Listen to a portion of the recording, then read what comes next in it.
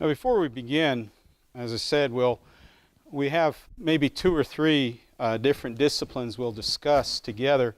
And please, feel free. Maybe if you want to write, I put on there another reason when we have seminars, we have so many, PowerPoint presentations, we don't take notes.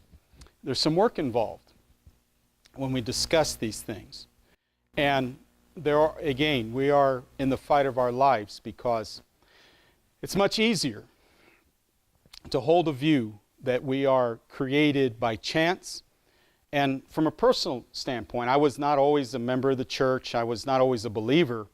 For myself, studying the electron in a technical college I came up with the concept and the idea when the electron and there's ways that you can determine its behavior, and there's order. And when we study things like astronomy, there's great order in the universe. There has to be a creator. But that might not do it for someone else. The evidence has to be there, and also we have to look at it. And the difference between us and those that are of the worldview that we are basically evolved, animals or what have you, the evidence is there for both, but yet a worldview that is much easier to be immoral or amoral, that would be the easier side of being Darwinism. And the more difficult side, I think, is to be a believer. I believe our time is starting, so let's go ahead and start if we may. We're going to talk a little bit, and if you want to look into the book of Genesis as well, some questions are brought up, and before I begin, I was asked the question, because of time, in the book of Genesis chapter 1, it talks about 6 literal days. Or are they 6 literal days? Now I'm going to make the argument that there are 6 literal days, and I'm going to make the argument that we live on a young earth. Now I know we have a visitor, Ahmed. Most Muslims, but not all. There are some astrophysicists that write books that are Muslim that also believe in a relatively young earth. We're talking between 6 and 10,000 years. And yes, in the Hebrew, and Ahmed knows he also speaks Arabic, but there are 3 languages that still use the word yom. Ancient Hebrew, Aramaic, and Arabic. But in here, the qualification is the morning and the evening. So we don't take it as eons of time. How many in here remember Jurassic Park? It's about everybody. Everybody ever watched it? Okay, I mean, that's fine. I had a hard time. I look at this and I grumble and grunt, oh, I got that wrong, and what have you. But in evolution, they also that's why they have eons of time, and then they'll have different sections in those eons, and one of them is Jurassic, right? So this is important. What is the evidence? See, what we're trying to do is we're trying to look at some of the very basics of evidence to determine that did Moses get it right? Or did Darwin get it right? And I want to suggest to you that Darwin, or I should say Moses got it right and Darwin got it wrong. Because in the evolutionary model, it takes millions of years. Another reason that we would disagree with the day-age theory is that, and theistic evolution, that I've run into, by the way, many Muslims believe that, because it's not a big issue with Islam at the time. For us, it's the credibility of Moses. And if we are created after God, and when we speak about each, whether animal or human or plant or what have you, reproduce after their own kind, that contradicts the very axiom of truth in relationship to Moses, because he said that since everything reproduces after its own kind, and if we have God kind of putting in the seeds of evolution, thereby it contradicts, because you have to go from one species to another. And by the way, it is a big thing. How many in here, and again, depending on our age, when you got a sore throat, that mom and dad took you down to the hospital and you had your tonsils removed? Just a few of us? Do you remember some reasons why? Besides it hurts. But do you remember? Do you ever remember vestigial organs? Did we ever read about that in high school biology? Where they thought, there are over 100 of them, the tonsils, the appendix are considered vestigial, meaning since we evolved, there's no reason to have these organs anymore. Now they find out that tonsils help combat infection. Your appendix, people that remove them, they have more problems, health problems, right? And that was based upon evolution. So in medical centers, that's around the 1930s to about 1970, about a generation. Now they don't do that as much anymore, but that comes from that worldview. It touches our worldview, and sometimes we don't even think about it. Very important. Again, important discussion. So let's talk a little bit about this, and if you have more questions or discussion, we'll do this in our question and answer. But for those reasons, that's why we take Moses' view about literal 6 days of creation and a young earth, maybe about 10,000 years. But what would be some of the evidence? Because scientists will say, again, you're a flat earth theorist. And when you walk, you drag your knuckles, right? And I told you, if your knuckles are hurting because you're dragging, just wear some gloves. You'll be all right. But yet the point being is this, what? Is that that's not true. And it's easier to attack and to dehumanize, right? And we talked a little bit about political systems where in Darwinian thought, there is no individuality. How many communists run around today talking about the gloriousness of and the importance of individual? It's all collectivism. Hey, that sounds a lot like what some of our political leaders are trying to pass on us, right? It's always the collective. They're not our children. They belong to the community, right? Where do they get that from? They did not get that from a worldview that we're created in the image of God. They got that from a worldview that man is nothing more than a glorified animal. Very important as we discuss this. So what are some reasons? Well, in Genesis chapter 1 and verse 3, some look at the book of Genesis, and we're going to talk about the water canopy. Well, this is all wishful thinking. You know, they kind of want to, some of us sit around what we're smoking, so to speak, right? Think it's so strange and odd. But yet, Genesis chapter 1 and 3, God created light. God created light. Now we get down to the fourth day of creation where the sun is involved, right? And before that we have herbs and grasses. And some would ask, well, is this double talk, or did Moses get it wrong, or was there a problem in the translations, you know, when people would copy the Bible? But let's first and foremost look at the significance of it. Can you have light created before there is the sun? Yes, can't you? Let's talk about this. Are there certain lights that we cannot see as humans? Let's look at the spectrum. When we talk about light,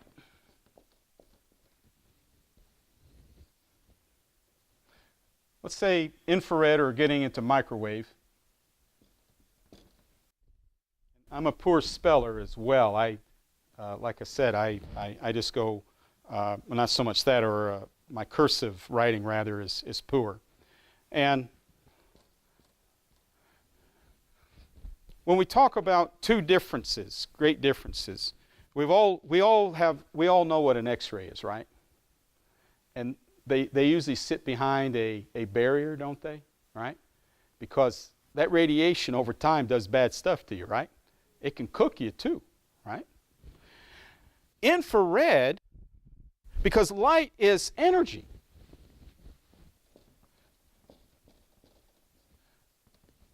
Light is energy. And when we speak about infrared with the naked eye, we can't see that, can we? We can't. Now, we wear a certain type of goggle, we can see that, right? And then we get in what's called UV lights, somewhere in the middle, right?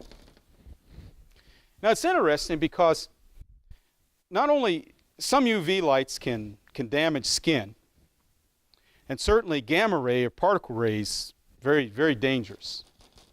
And we'll talk a little bit about this, and since we have a Muslim with us, we'll also talk about some things that we as members of the church need to be bone up on, so to speak, about some questions that they'll have for us about the Quran.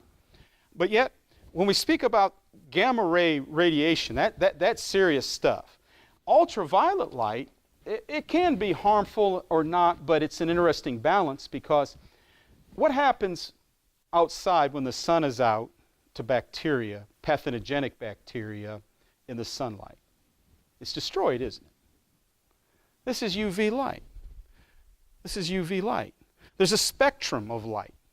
So it's interesting to note that Moses would write of this, and remember, Moses more likely is the human author as well as the book of Job, which goes back in the 2nd millennium BC. So we're talking a great deal of time, right?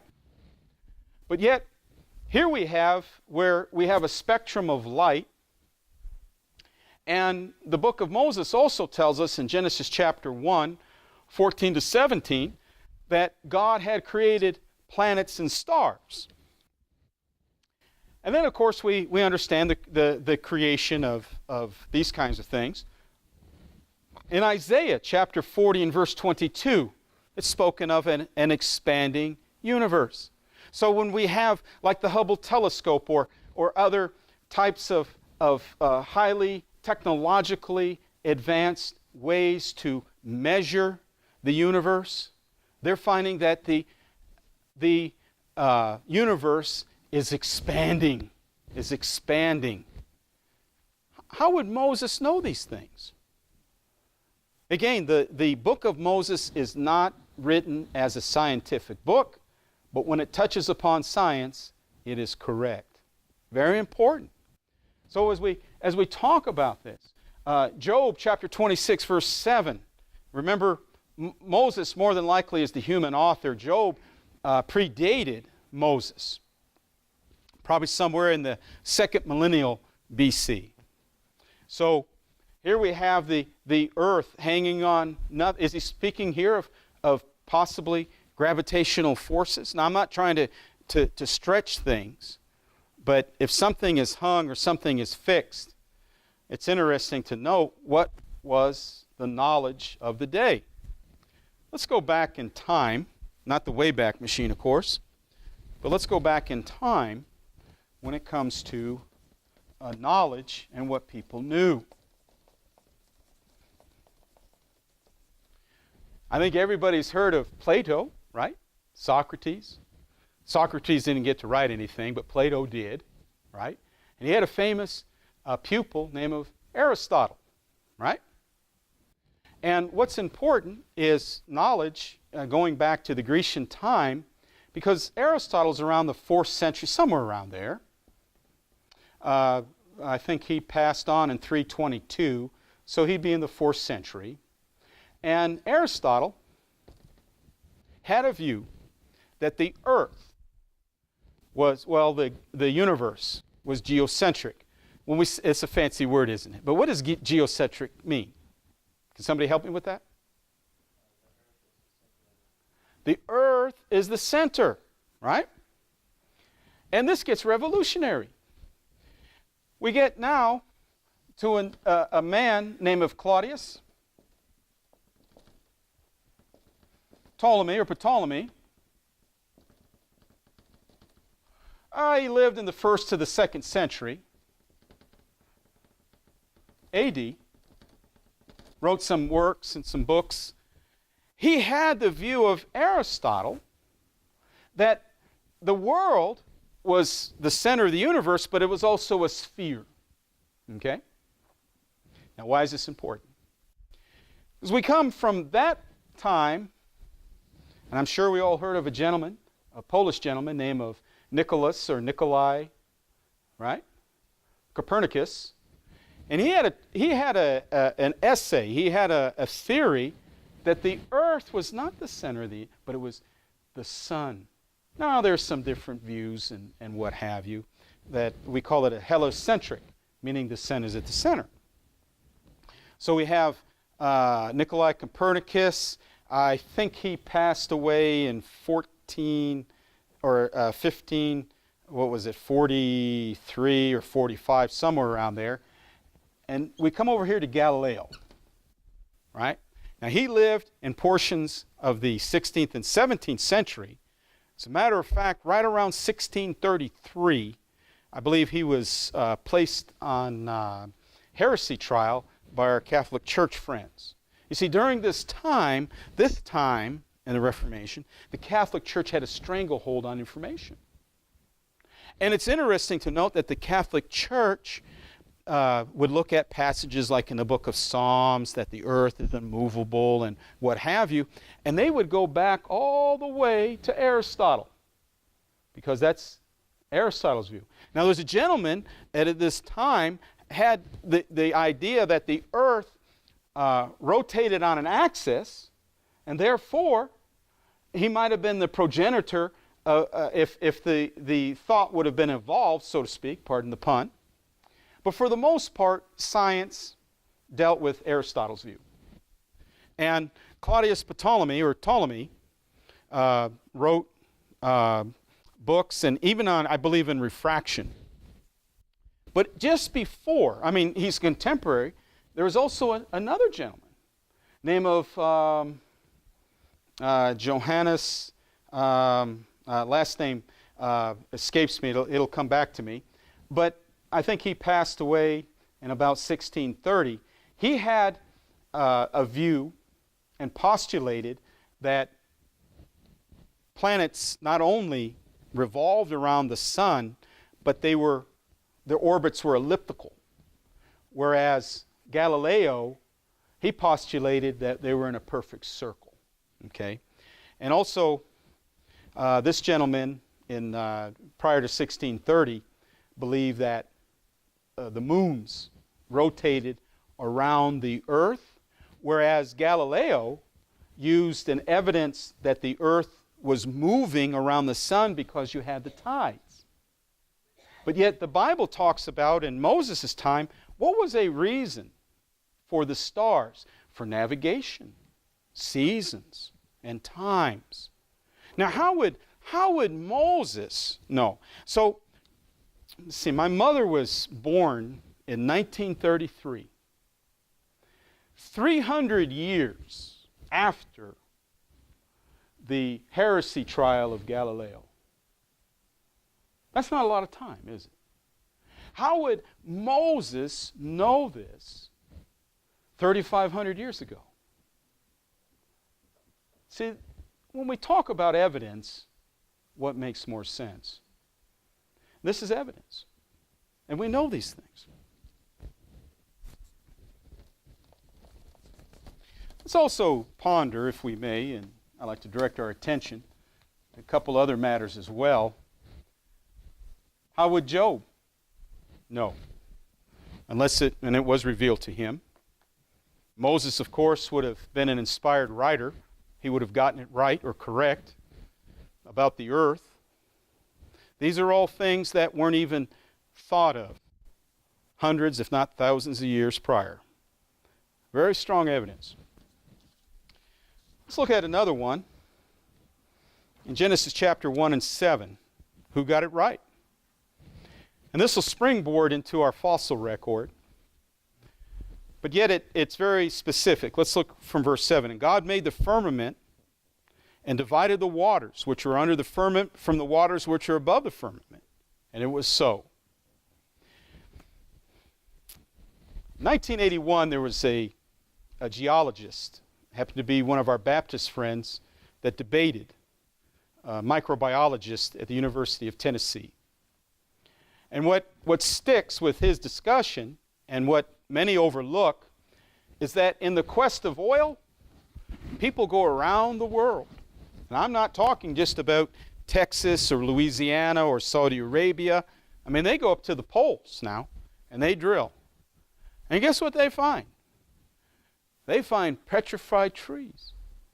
That there was a world before the flood that supports Moses' account, really God's, but Moses' account, that there were a flood.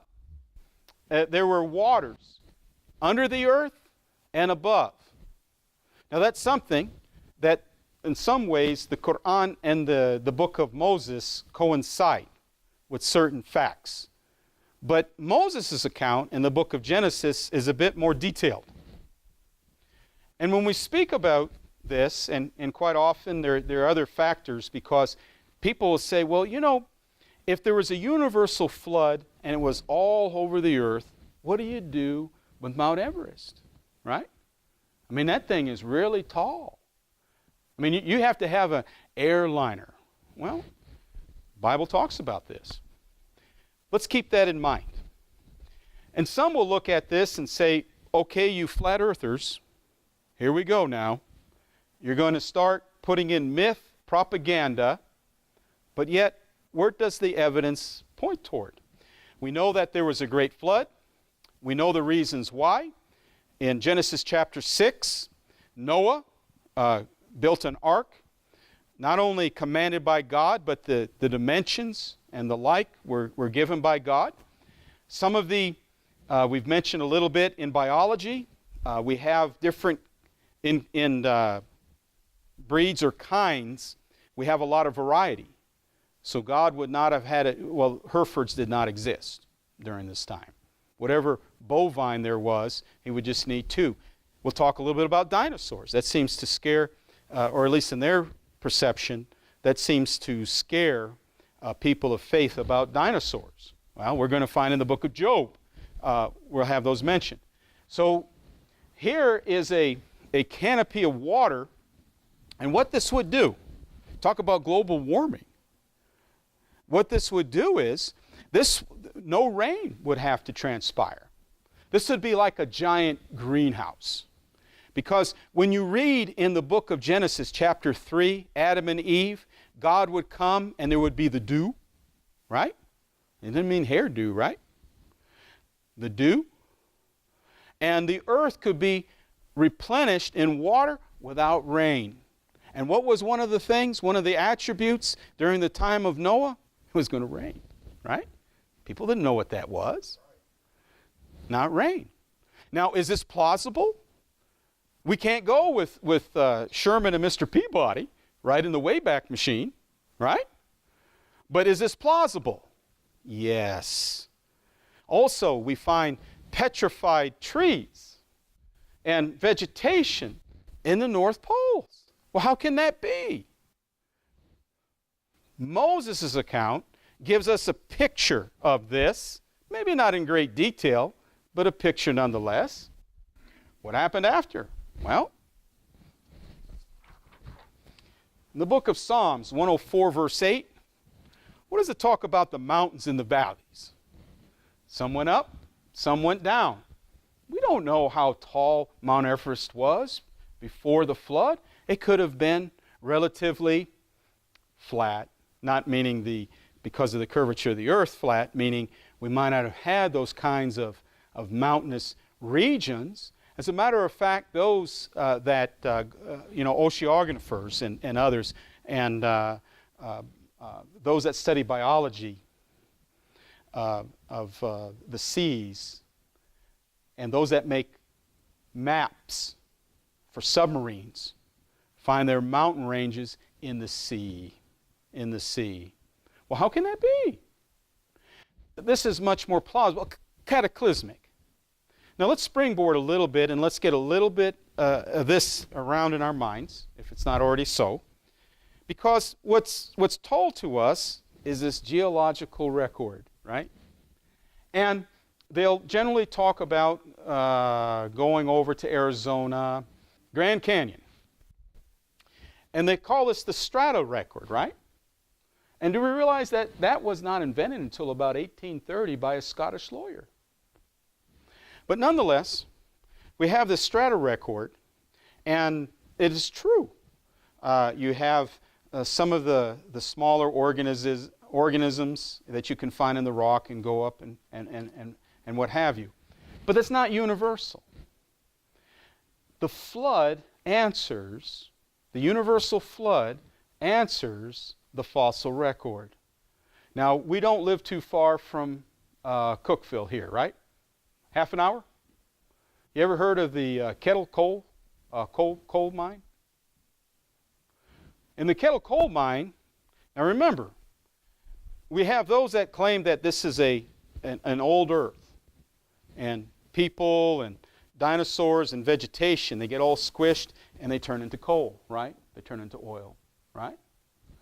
In the Kettle coal mine, they found what's called a petrified, and it's just, it's a tree.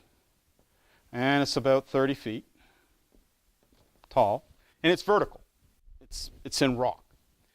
And what's interesting about it is that you have a seam of coal here, seam of coal here, sedimentary rock with layers. And this is not the only place. You can go to Wyoming, other places around the world, and we'll see something fossilized. It basically turns to stone. That doesn't happen over billions of years. What happens when you leave lettuce out on your counter for 3 weeks? Now you might say, well, it turns green or something, or some disgusting color, but over time it disappears, right? We're going to talk about this. In physics, it's called entropy, right? That's the second law of thermodynamics, because whenever it changes state, it gives off energy, you dissipate energy, the second law of thermodynamics. But yet the point being here is that you have a tree, clearly a tree. Nobody disagrees with that tree. But if you have eons of time here, and you have 20 feet of section in this tree to wait for another eons of time, pray tell, how do you get coal on both sides with various areas and times? Do we see the problem? It's a problem. If we hold a view that it's a large, or I should say rather, when we speak of numbers, when we talk about billions and trillions of years, remember that was difficult, right? You know, when we talk about the cells in our body, there's between 50 to 100 trillion cells, right? And a trillion, if each second of each day, right? We're talking a trillion seconds, or a billion seconds is 32 or 31.6 years. A trillion seconds is 32,000 years, right? That's a long time, right? So it does not support, when you have, and some might say, well, it's an anomaly or what have you, but it does not support that thesis that we live on an old earth. And we have this example right here, 30, 40 miles from here, and other places as well. So as we speak about time, it's unfathomable. We've mentioned when it comes to the correlation of amino acids, building a protein, and the exorbitant amount of time it would take, it's not plausible. But yet when we look at the concept and idea of a creator, and we're created by the same material and a design, that is plausible. That is plausible. So we have a post-flood, and the world no longer has the water canopy or water vapor. Let's also talk a little bit about some of this geological record. We'll call them faux fossils, and there are many of them, and we could take up a great deal of time. Now, I asked a question by raise of hands. How many in grade school remember Piltdown Man? Right? That was mentioned. Okay, you do. There was also another called Nebraska Man.